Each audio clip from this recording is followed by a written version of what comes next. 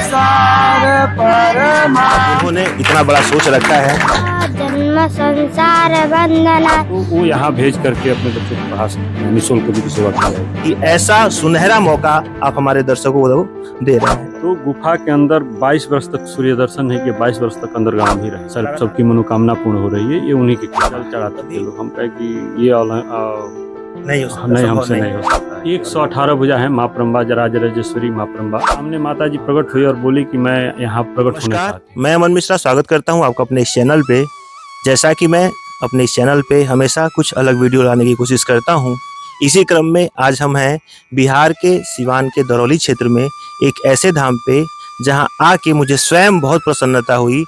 सबसे पहले सर छोटा सा आपका परिचय हमारे दर्शकों के लिए। पहले तो आप लोग को बहुत बहुत धन्यवाद। मेरा नाम रघुनाथ दास जी लोग कहते हैं और मैं यहाँ महंत हूँ। यहाँ की व्यवस्था देखता हूँ, सब संभालता हूँ। यही हमारा परिचय है। जिस जगह पे हम लोग खड़े हैं इसका थोड़ा सा इतिहास।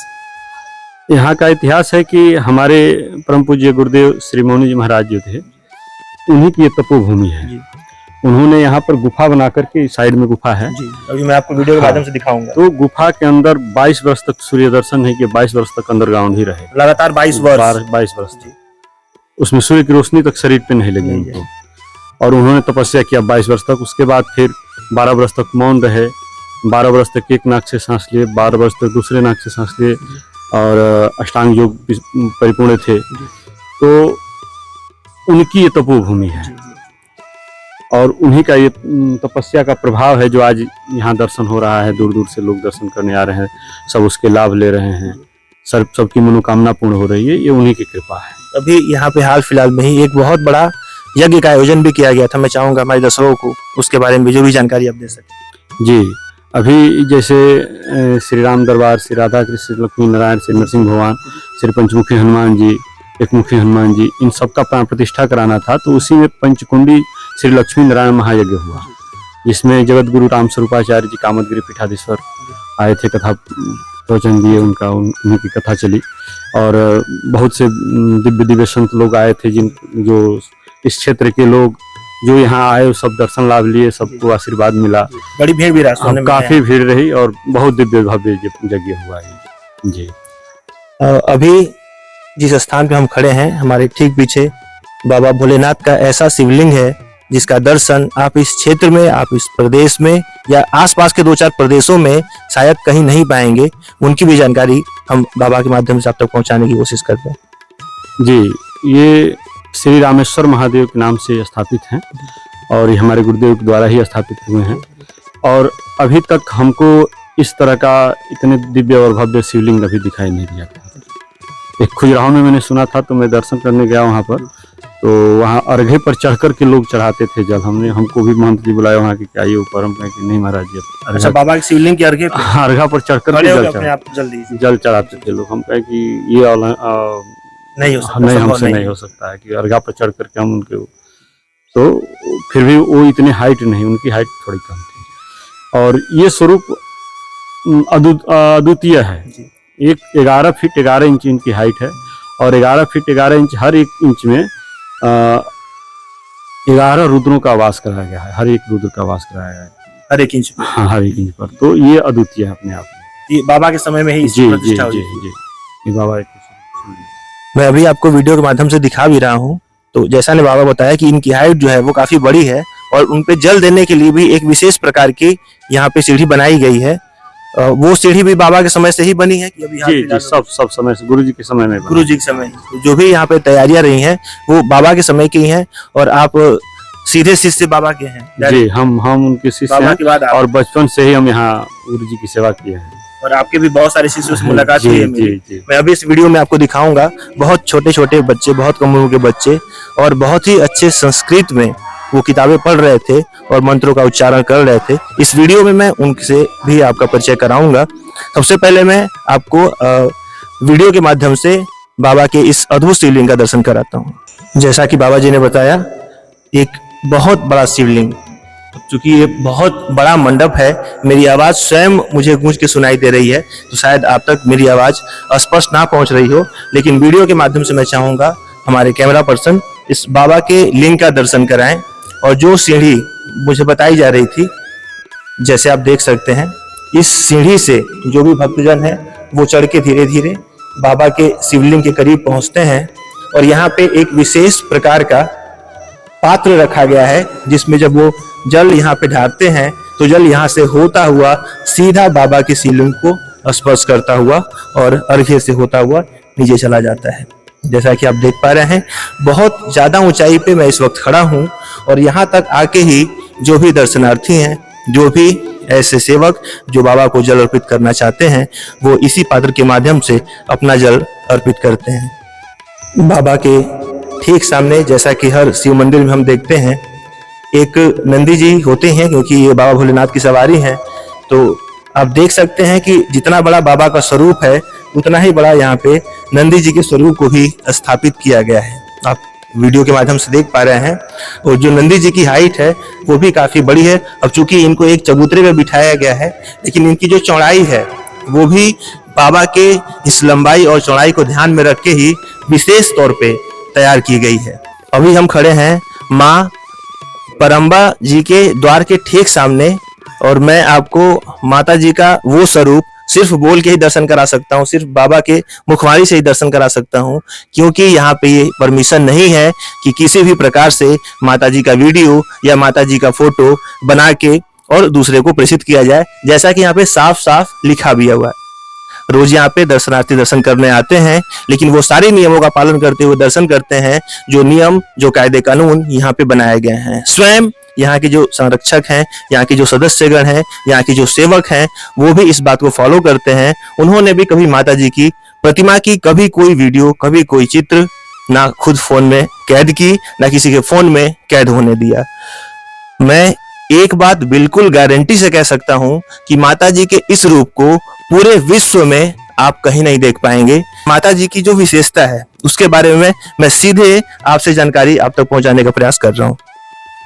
जी, 118 भुजा है माँ परम्बा, राजराजेश्वरी माँ परम्बा। ऐसी दूसरी कोई अभी विग्रह तैयार नहीं है। भविष्य में जो हो सकता है उसकी तो आज तक की बात जो आप आज तक की कल्पना में कभी कोई कल्पना भी नहीं किया होगा। जो यहाँ आते हैं दर्शन करते हैं तो देख करके ऐसा तो हमने सोचा भी नहीं था। तो 118 भुजा में है माँ परम्बा, 10 महाविद्या समिष्ट मूर्ति हैं।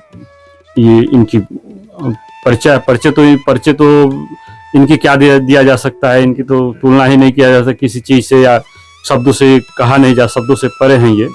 तो इसलिए और इनका फोटो दर्शन नहीं हो पाता है, इसलिए कि गुरु जी का ही आदेश है कि फोटो नहीं खींचा जाएगा, वीडियो नहीं बनाया जाएगा। तो उस शब्द का हम दर्शन करना है बाबा, हाँ, वो आ करके ही यहाँ पर दर्शन कर सकते हैं। एक बार यहाँ का जो लोकेशन है, हाँ, उसकी जानकारी आप लोगों को यहाँ सिद्ध गुफा चक्री योग आश्रम के नाम से इस आश्रम को जाना जाता है। ग्राम पोस्ट चक्री, थाना दरौली, जिला सिवान और बिहार में ही पड़ता है। मैरवा से कितनी दूरी पे है? मैरवा से 12 किलोमीटर दूर, गोठनी से 3 किलोमीटर दूर, दरौली से 12 किलोमीटर दूर।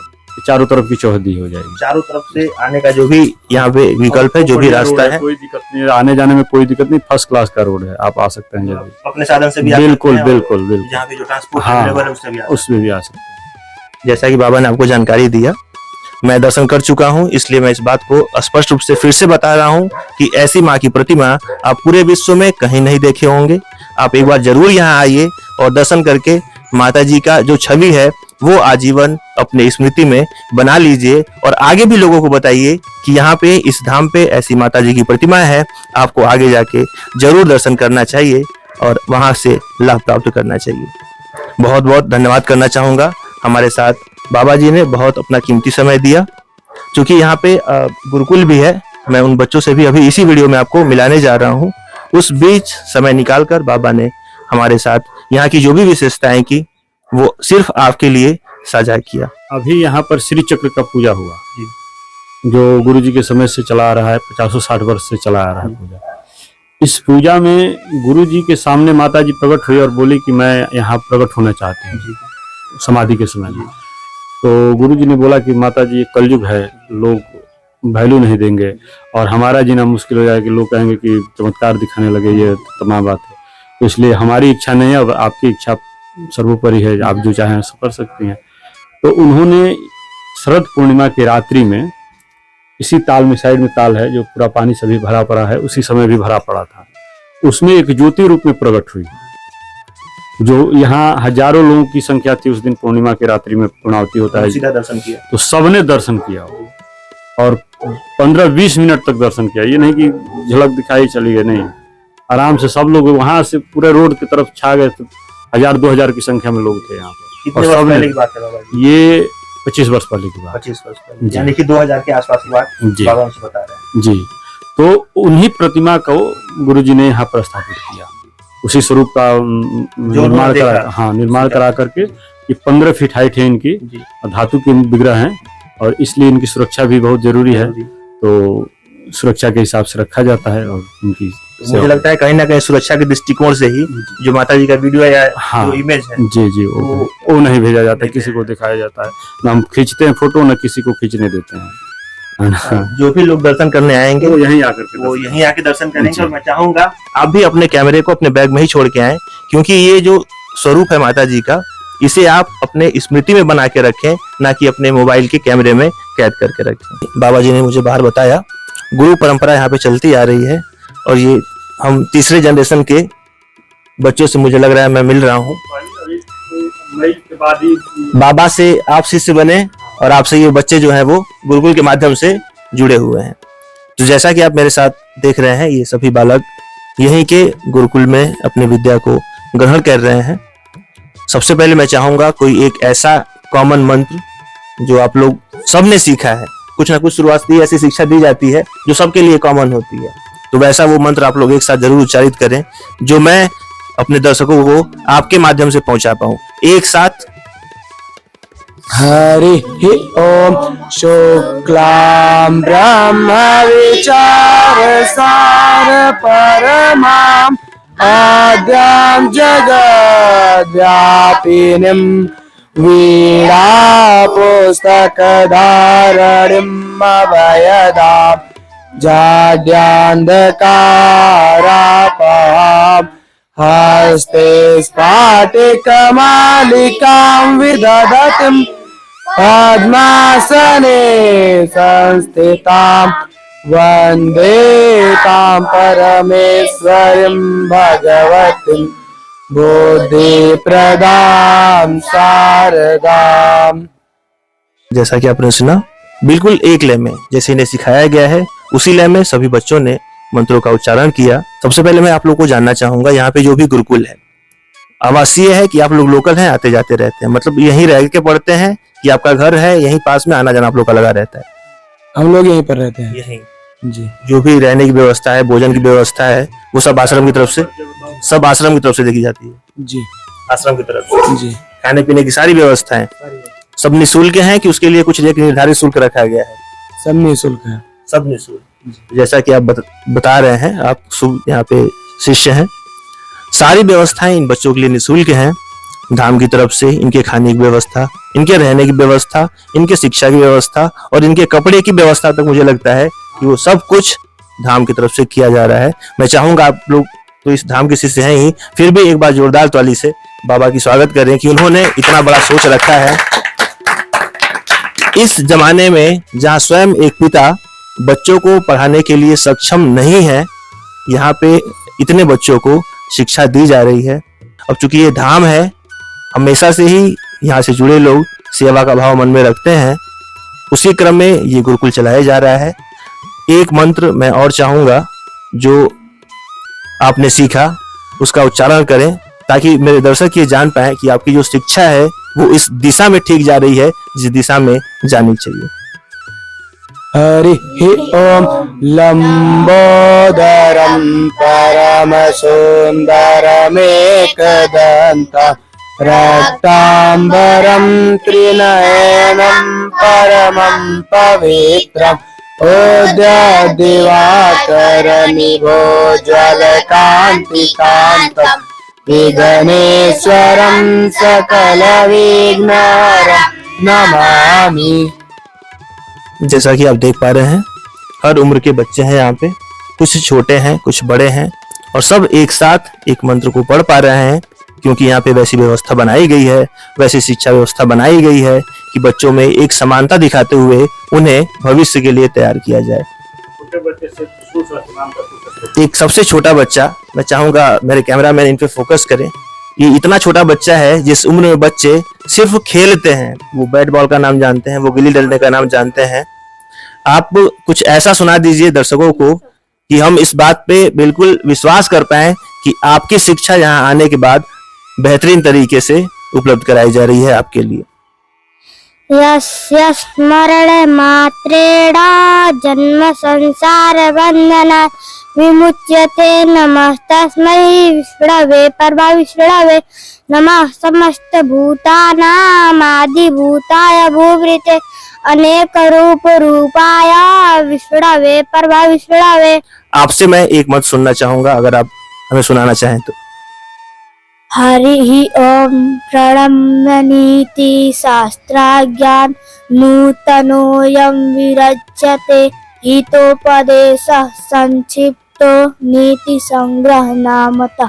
जैसा कि बाबा मुझे बता रहे हैं, एक बार इनका जो आह्वान है वो भी मैं आप लोग तक पहुंचाने का प्रयास करता हूं। जी बाबा।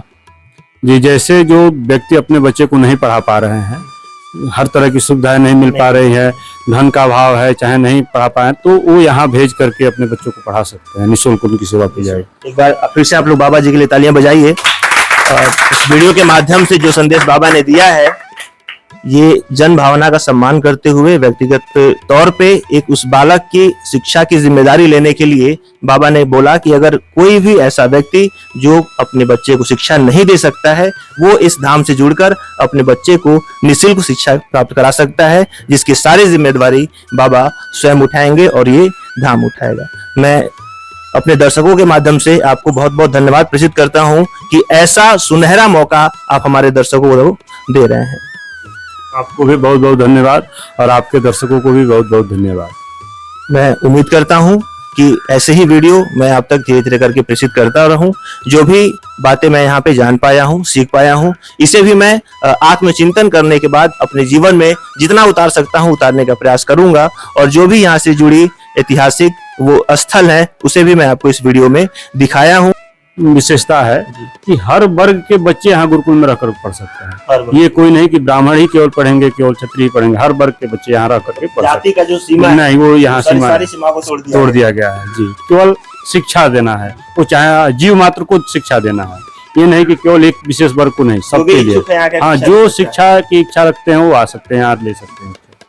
ये भी एक बड़ी जानकारी बाबा की तरफ से आप तक पहुंचाई गई कि यहाँ पे जाति बंधन जो है उससे ऊपर उठ के काम किया जा रहा है, क्योंकि जाति व्यवस्था बहुत पुरानी व्यवस्था है और आज के समय में भी हमें कहीं ना कहीं इस दोष को, इस जाति व्यवस्था में जो दोष है उसे देखने को मिल जाता है। लेकिन ये धाम उससे भी एक कदम आगे निकल के उन सभी उम्र के बच्चों को, उन सभी जाति के बच्चों को शिक्षा देने के लिए तैयार है जो यहाँ पे आके शिक्षा लेना चाहते हैं, वो भी 100% निःशुल्क। वो दो बातें आपकी तरफ से भी हमारे लोगों को आह्वान। जी, आप ज्यादा से ज्यादा संख्या में आए और आकर के यहाँ अपनी शिक्षा, बच्चों की शिक्षा दीक्षा का व्यवस्था हमारे जी में रहेगा और मैं उसको निःशुल्क जितना हो सके अपने से पढ़ाऊंगा उसको। जी, इसमें भी क्लास होता है इन लोगों का? हाँ, क्लास भी होता है इन लोगों का।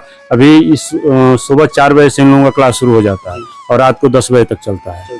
जी, जो लोकल बच्चे हैं वो भी हाँ, नहीं, जो जाने वाले हैं जिसके आने जाने का व्यवस्था थोड़ा ये है तो जा सकते हैं, लेकिन बाकी जो यहाँ आवासीय हैं उनके लिए शिक्षा चलती रहती है। किस उम्र तक इनकी आखिरी शिक्षा है? अगर एक उम्र निर्धारित की जाए, 18-20? अभी जब ये प्रथमा से शुरू हुए हैं तो अभी तो 3-4 साल तक यहाँ आराम से रह करके पढ़ेंगे और आगे भी इनकी व्यवस्था हम लगे हैं कि आगे और से बड़ी से बड़ी व्यवस्था दी जाए। अभी तो शुरुआत किया गया है इस गुरुकुल काफी शिक्षा होती है जी, वो यहाँ उपलब्ध है। जी, और आगे की शिक्षा के लिए अन्य बड़े गुरुकुल में चाहे अभी इसको भी हम उस तरह से आचार्यों की व्यवस्था करेंगे कि जो आगे का भी शिक्षा यहाँ दिया जा सके। तो ये संपूर्ण रूप से ग्रेजुएट हो जाएंगे? हाँ जी, आचार्य तक इनको कराया जाए। हाँ, आपकी भाषा में आचार्य मतलब ग्रेजुएशन? जी, ग्रेजुएशन। तो आचार्य तक की व्यवस्था जो है स्वयं आचार्य जी करने के लिए कह रहे हैं। इन बच्चों के भविष्य उज्जवल हो इसके लिए ये पूरा मेहनत कर रहे हैं और कहीं ना कहीं आप लोग का सहयोग है, आप लोग का प्यार है जो बाबा को इतनी ताकत प्रदान करता है। मौनी बाबा के इस पावन धरती पे मैं आके धन्य हुआ और आप स्वयं यहाँ पे जरूर से जरूर अपने पूरे परिवार के साथ आए। वीडियो के अंत तक बने रहने के लिए आप सभी का बहुत बहुत धन्यवाद। इस चैनल पे अपना प्यार दिखाने के लिए, इस चैनल पे अपना सहयोग दिखाने के लिए भी आप लोगों का बहुत बहुत धन्यवाद।